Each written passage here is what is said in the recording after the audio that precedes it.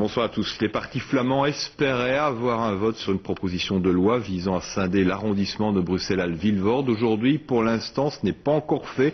La motion sera sans doute abordée d'ici quelques minutes ou quelques heures. En fait, la séance a commencé vers 14h15. Il a fallu se mettre d'accord sur l'agenda, ou plutôt sur l'ordre de l'agenda. Et vous allez le voir, on a quand même fini par parler de BHV. Jean-François Noulet. La tension à l'entrée de l'hémicycle de la Chambre est perceptible. Il est 14h15. La proposition de loi scindant l'arrondissement de Bruxelles-Vilvoorde sera-t-elle mise à l'agenda de la séance du jour? À ce moment, on se pose encore la question. Le Premier ministre prend alors la parole. Il demande qu'on se penche plutôt sur les projets du gouvernement qui touchent au sujet socio-économique. Je demande donc au nom du gouvernement d'inscrire à l'agenda de cette séance plénière la discussion et le vote des projets de loi en question. Le président de l'Assemblée, le CDNV, Herman Van Rompuy, propose alors un agenda pour l'après-midi. Au programme, des interpellations sur la situation politique, les questions orales, une discussion et un vote sur la loi programme et le budget. Bref, du socio-économique et rien sur Bruxelles-Vilvoorde. Les francophones soutiennent cet agenda. Nous souscrivons à la proposition d'agenda que vous venez de formuler sans modification.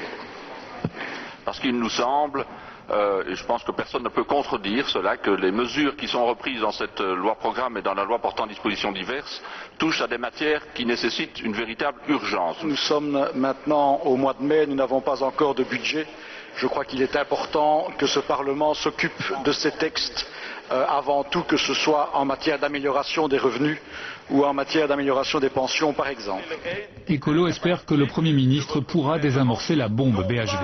En fonction de la réponse du Premier ministre, nous pourrons voir s'il saisit l'opportunité que nous lui offrons aujourd'hui de prendre ses responsabilités et de nous dire effectivement ce qu'il peut faire et ce qu'il veut faire. Côté flamand, l'extrême droite réclame la mise à l'agenda de la scission de Bruxelles-Vilvoorde, tout comme la liste de Decker. Le CDNV, d'Yves Le Terme, accepte l'agenda socio-économique, mais y ajoute BHV. Nous soutenons le Premier ministre et son initiative pour trouver une solution négociée. C'est le point de vue que nous avons eu ces dernières semaines. Cela reste notre point de vue, c'est pourquoi après l'approbation de l'agenda, avec les projets du gouvernement, nous déposerons une motion demandant une modification de l'agenda pour y inscrire la proposition de scission de l'arrondissement de Bruxelles-Vilvoorde. On passe au vote. Une majorité approuve l'agenda accordant la priorité aux socio-économiques. La séance peut commencer. Il faudra attendre la soirée pour savoir si l'on aborde aussi la scission de Bruxelles-Vilvoorde. Hervé de Guélinck, maintenant on l'a entendu, Yves Le Terme parle de l'échéance du 15 juillet. Qu'est-ce que ça veut dire? En fait, il en reparle et il s'en tient très clairement à l'accord qu'il a passé avec les partis de sa majorité. Le 15 juillet prochain, on discutera d'une vaste réforme institutionnelle et de BHV, mais ce qui ne veut pas dire que le 15 juillet, il arrivera effectivement à une solution, car on est évidemment loin du compte, mais il y a quand même toujours cet esprit de surréalisme qui règne, on l'a vu un peu dans ces images, avec d'une part le Premier ministre d'un parti qui demande effectivement que l'on discute de l'essentiel, de ce qui intéresse les gens, et c'est ça le message qu'il veut laisser passer, donc le socio-économique. Mais à aucun moment il ne demande à ses troupes, écoutez, BHV, attendons. Ça, il ne le fait pas. Hervé, merci. On vous retrouve dans quelques instants. En effet, aujourd'hui, la stratégie d'Yves Le Terme est quelque peu mise en cause. Le Premier ministre a insisté pour qu'on ne reporte pas les mesures prioritaires, entre autres le pouvoir d'achat, attendu par la population, mais malgré tout, il sait qu'il va devoir faire face, aujourd'hui à la Chambre, à la motion BHV imposée par son propre parti. C'est ce qui s'appelle une position, une stratégie ambiguë du CDNV-NVA. Jean-François Noulet. La ligne du cartel CDNV-NVA résumée en un geste. Toujours tout droit, la ligne dure. Oui, BHV reviendra en séance plénière, mais plus tard, par le biais d'une motion. La voici déposée par le chef de groupe CDNV. Autrement dit, dans le vote à propos de l'agenda du jour, pas de BHV. Ça chahute, mais la majorité fait bloc. Elle se déchirera plus tard.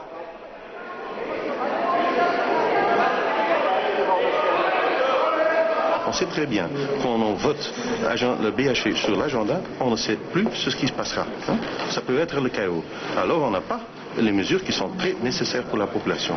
Donc ce qu'on a décidé dans le cartel, c'est de voter d'abord la loi de programme et après mettre BHV sur l'agenda. Mais ça va se passer comme ça. Le cartel a voulu sécuriser l'acquis socio-économique. Yves Le Terme, lui, monte à la tribune et continue à plaider pour une solution négociée à Bruxelles-Vilvoorde. L'ambiguïté continue donc, car un vote flamand contre francophone, c'est tout sauf négocié. Une procédure parlementaire, une discussion au sein du Parlement n'empêche pas des négociations. Naturellement, les débats doivent avoir lieu dans une atmosphère sereine. On a les deux voix qui sont possibles. Est-ce qu'on parle à deux voix? Est-ce qu'on a deux langages aussi? Non, on a deux voix possibles. Mais pour résoudre les problèmes. De gré ou de force, les francophones, eux, bloqueront tout, mais pour le cartel, voici l'impact de la mise à l'agenda de BHV. Je pense que ça ne va pas bouleverser toute l'atmosphère. La NVA durcit le ton. Les francophones ont déjà avancé leur coup de théâtre, donc on va avoir la fin du mauvais cinéma aujourd'hui, finalement. Moi, personnellement, je n'aime pas trop le cinéma français. C'est trop de blabla pour moi. Qui fait du cinéma, M. Leveller? Tout le monde, tout le monde fait du cinéma. Non, pas du tout, parce qu'on a toujours dit on veut continuer avec la procédure. Mettre BHV à l'agenda de la Chambre, même en sachant qu'il n'y aura pas de vote sur la scission, serait alors présenté comme une victoire flamande.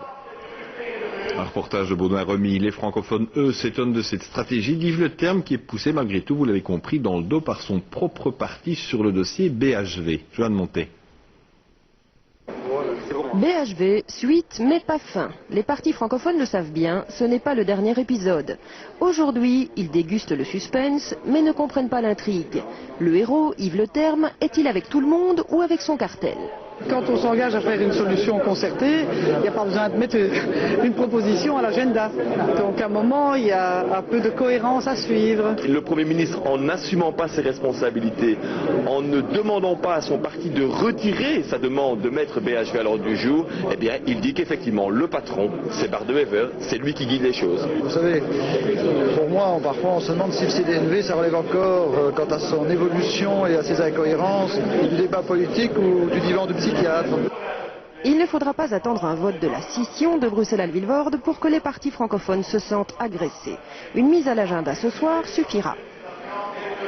Cette inscription à l'ordre du jour est en soi déjà une entrée dans un affrontement entre deux communautés, les francophones et les néerlandophones.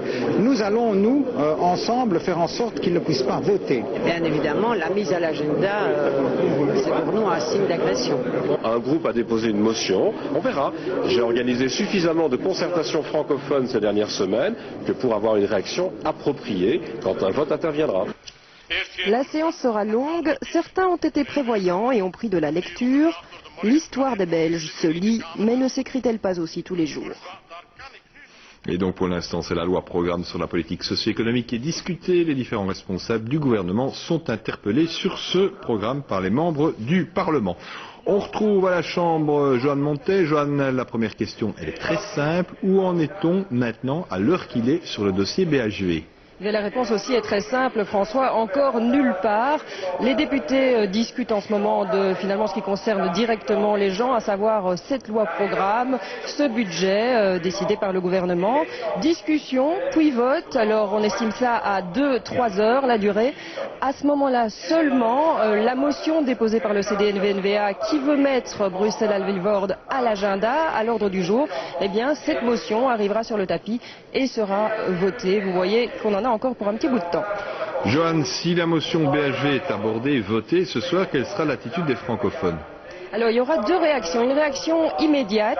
Les partis francophones de la majorité déposeront des amendements, des modifications au texte et Ecolios se joindra à eux pour demander au Conseil d'État d'examiner ces amendements. Conséquence, la discussion générale sur cette proposition de loi BHV, cette discussion sera automatiquement suspendue pour quelques jours jusqu'à ce que l'avis du Conseil d'État soit rendu. Et puis réaction dans un deuxième temps, demain le Parlement francophone bruxellois déclenchera une procédure en conflit d'intérêts et Bruxelles-Vilvoorde retournera au frigo pour 120 jours. Vous allez me dire tout ça pour ça, et oui, tout ça pour ça. Merci Joanne.